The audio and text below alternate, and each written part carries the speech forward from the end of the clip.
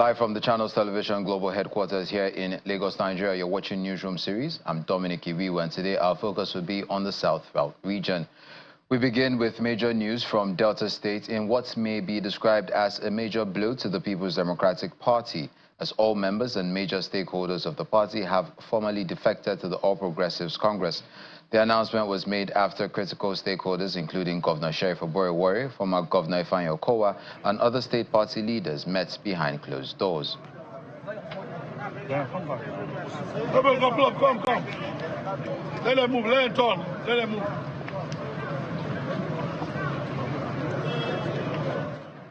A coalition of distinguished River State citizens comprising former public officials, seasoned journalists, legal experts, and civil society advocates have issued an open letter to President Bola Tinubu condemning last month's declaration of a state of emergency in the state.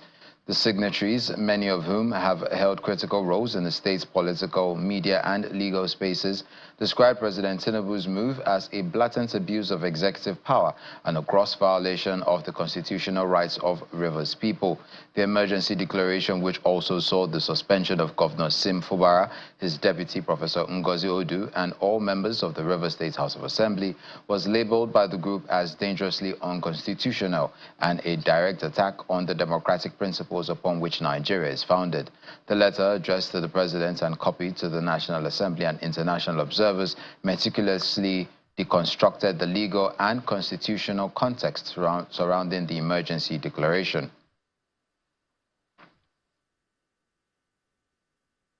Staying in Rivers State, the administrator of the state, retired Vice Admiral Ibok Ete Ibas, has appealed to the Christian Association of Nigeria, Rivers State chapter, to play a vital role in fostering peace, reconciliation, and stability in the state. Speaking during a courtesy call by Christian Association of Nigeria leaders at the Government House in Port Harcourt, the administrator emphasized the importance of the church's moral guidance in restoring harmony.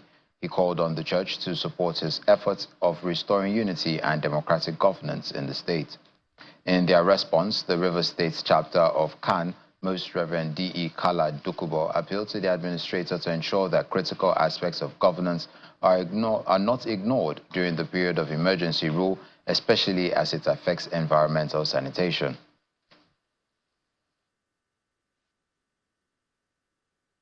Rivers State is a very important state in the country, but we believe God has a purpose for what we experience, and then we know that He's taking us to a better place. I want to assure you, sir, what we needed from you is to cooperate with the Christian Council of Nigeria. In every period of national difficulty, the church has remained a steady voice of conscience. Today, I call upon you once again, not just as administrator, but as a fellow Nigerian deeply concerned about the soul of our state. We need the prayers, partnership, and prophetic voice of the church more than ever. I appeal to the Christian, to the CAN, I appeal to you here to continue preaching peace, not just from the pulpit, but in every household, village, and city across our dear state. I appeal to you to promote unity, transcending ethnic, political, and denominational lines. I beg of you to counsel your congregants towards reconciliation, forgiveness, and mutual understanding. I appeal to you to stand as advocates of hope in a time when fear and uncertainty seek to divide us. Over in Cross River State, key political stakeholders under the umbrella of the Northern Coalition have thrown their weight behind Governor Bassey Otu, endorsing him for a second term in office ahead of the 2027 general elections. The endorsement came during the 2025 North Co General Assembly held at the Ogoja Local Government Council Pavilion, a gathering that drew prominent leaders, party stalwarts, and traditional rulers from across the northern senatorial district of the state. Speaking at the assembly, the stakeholders unanimously commended Governor Otu for his developmental strides across the state, particularly in the northern region. According to them, the governor's administration has demonstrated a clear vision and unwavering commitment to transforming Cross River through people-oriented policies, infrastructure, and sustainable economic programs. The impact of Governor Bassey Otu's administration is being felt across the 3 senatorial districts, ranging from roads to power, health and education, and more, all despite prevailing economic challenges. In appreciation of the governor's efforts in Bekwara, Yala, Obudu, Obanliku, and Ogoja local government areas, stakeholders of the All Progressives Congress under NOTCO convened to express gratitude to him and pledge their continued support for his administration. According to members of the coalition, Governor Otu's leadership is driven by a passion to transform the state through sustainable programs and projects aimed at enhancing economic growth and stability. The development of Cross River State, we owe it today to Prince Bassey Otu. We are thankful to him. Look around Ogoja has improved.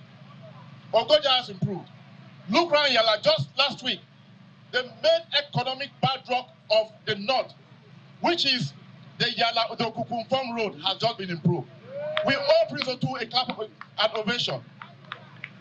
Governor Otu is described as a man of action whose legacy projects are impacting lives even in the most remote parts of the state.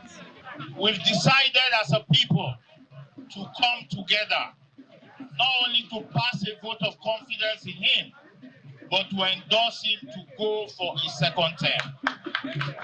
For us as a people, we will benefit more if Prince Otu does a second term, so that the governorship will move to another senatorial district.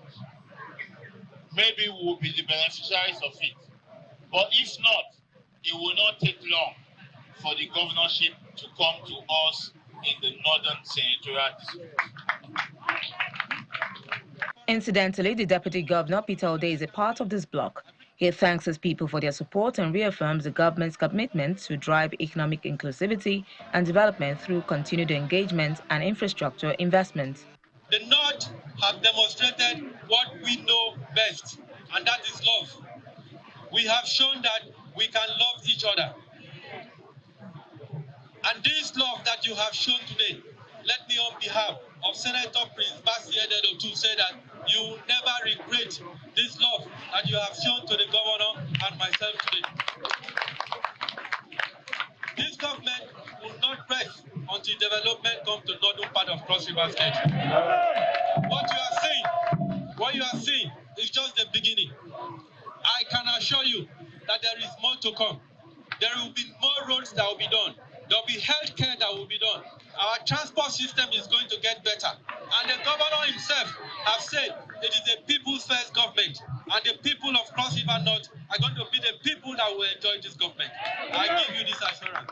Other speakers, including local government chairmen and traditional rulers, spoke in unity that Governor Otu should be re-elected in 2027.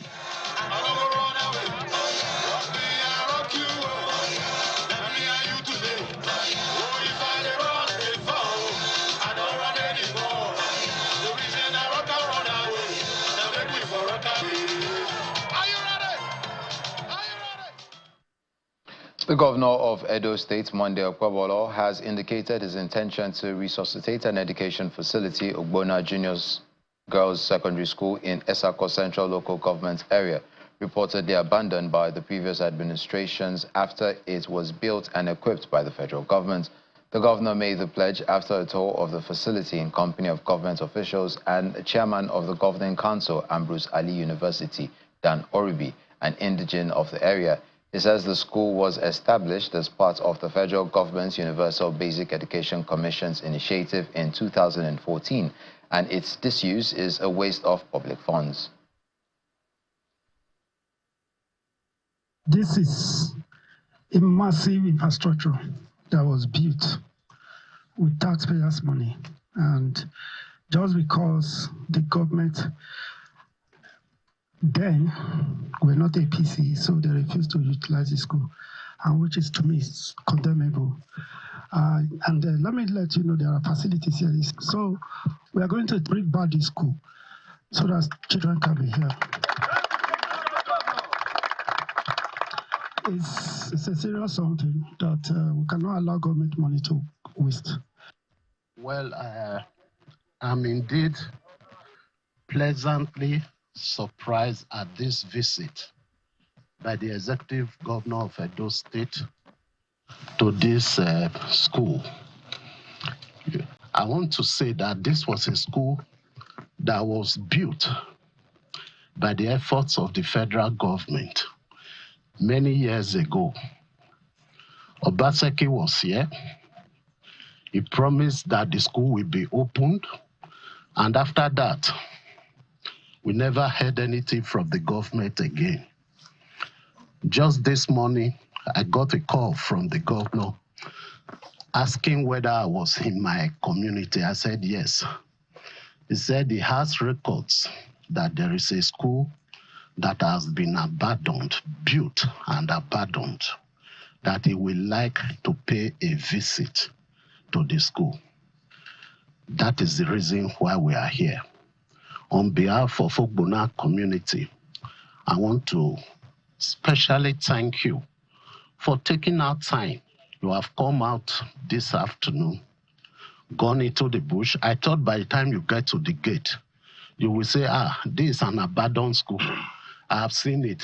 I want to go back. But you took pains to go around the entire school. That shows that you are a governor with a difference. More on our first story. Delta State's Governor, Sheriff Oborevwori, has defected from the PDP to the APC, citing long-term development and stakeholder consultations. Others who defected to the ruling All Progressives Congress include former Governor Okową and other state party leaders in what is a major blow to the People's Democratic Party in the state and at the national level. The announcement was made after a closed-door meeting at the government's house in Asaba earlier today. The stakeholders say the move became necessary after wide consultations with political stakeholders and in the interest of Delta's long-term development.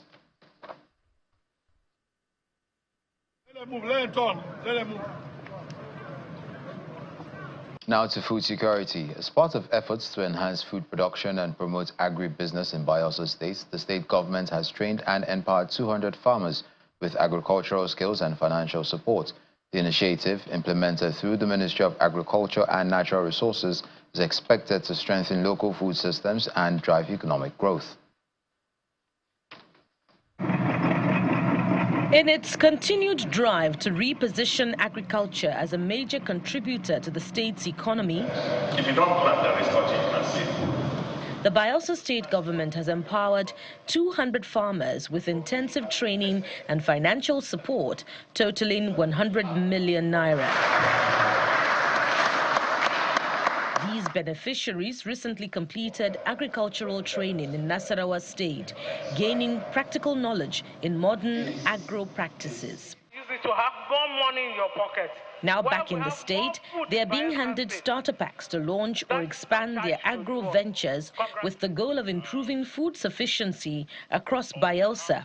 It is important that you know that the funds that are made available is for agricultural purposes. We want to see clear return on investment. We want to see food in Bayelsa. We want to see fish from your farm. We want to buy chicken from you. We want you to give us yam. We want to see cassava. We want to see pepper. All these things produced in Bayelsa, made in Bayelsa.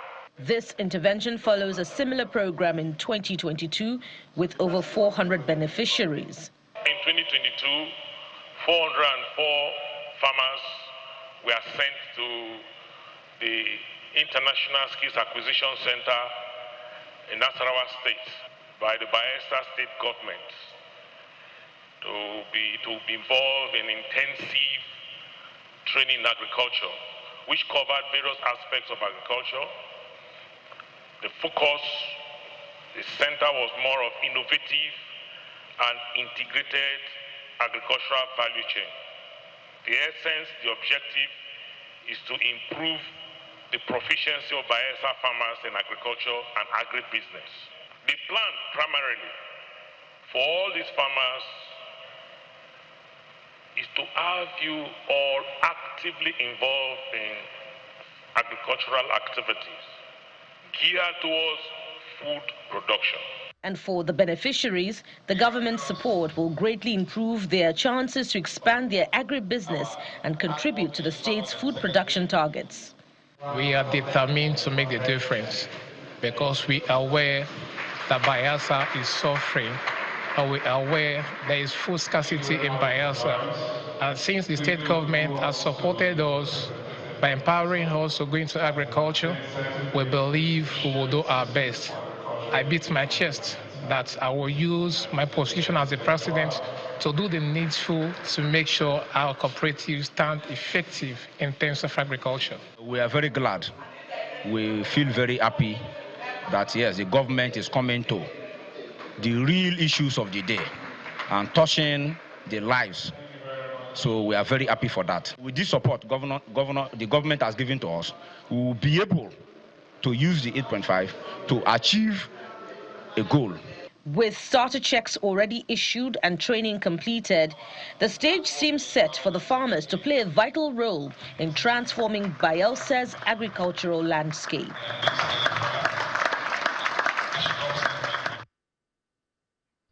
The recent delineation of Warri Federal Constituency by INEC continues to stir conversations across Delta State. At the heart of the matter is the Ologbosere of Warri Kingdom, Chief Ayerim Enmami, who has raised concerns over the handling of boundary adjustments carried out under the previous Delta State administration. He has now taken his appeal to the federal government through the Office of the National Security Advisor, calling for a fair reassessment of the exercise. Chief Emami's remarks came during the annual gathering of the Ologbosere descendants, a vibrant cultural celebration in Warri that brings together members of the Ishekiri community from far and near.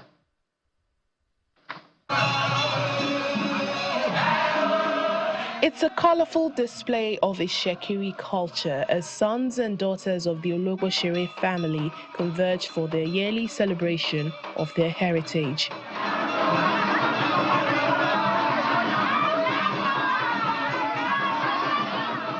Amidst traditional rites and spirited dances, prayers are offered for peace and prosperity in the Ishekiri homeland, Delta State, and the entire nation.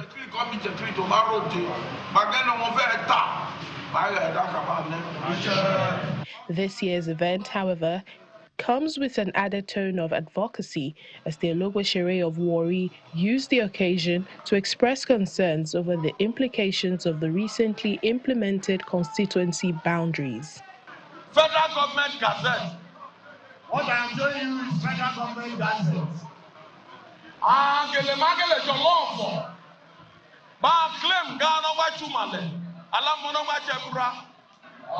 So if you are truthful, as you say you are doing, I am doing our ancestors. The Ishekiri people also see this as an opportunity for cohesion and unity of the Ishekiri nation in order to achieve common goals and interests that will benefit every Ishekiri indigene.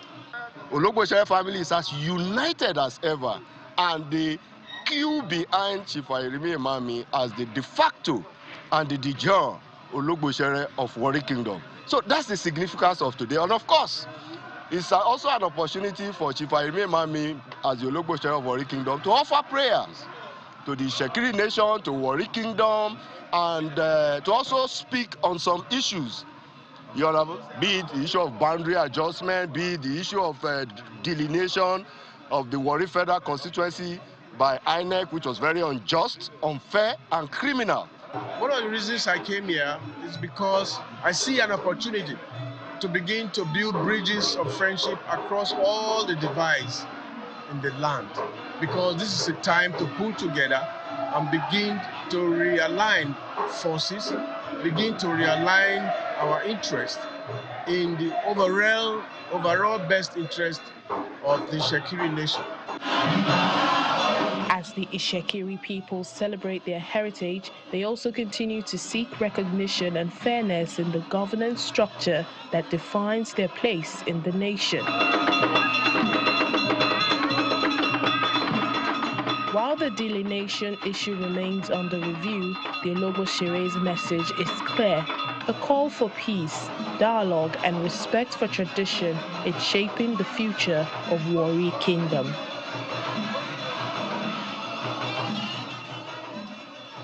The National Youth Council of Nigeria, NYCN, is reiterating its commitment to the empowerment and development of Nigerian youths. This was part of the acceptance speech by the newly elected chairman of the NYCN after their election in Port Harcourt. The newly elected chairman of the Rivers State chapter pledged his support for youth empowerment in the state, even as the council's national president warned against partnership with the association.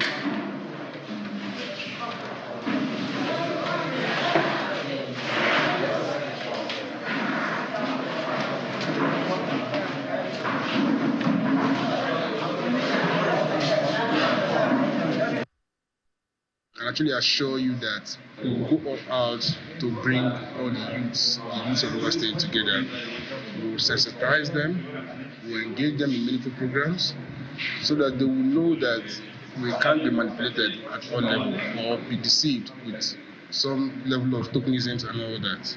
So in doing so, we'll be floating some programs, some life-changing programs.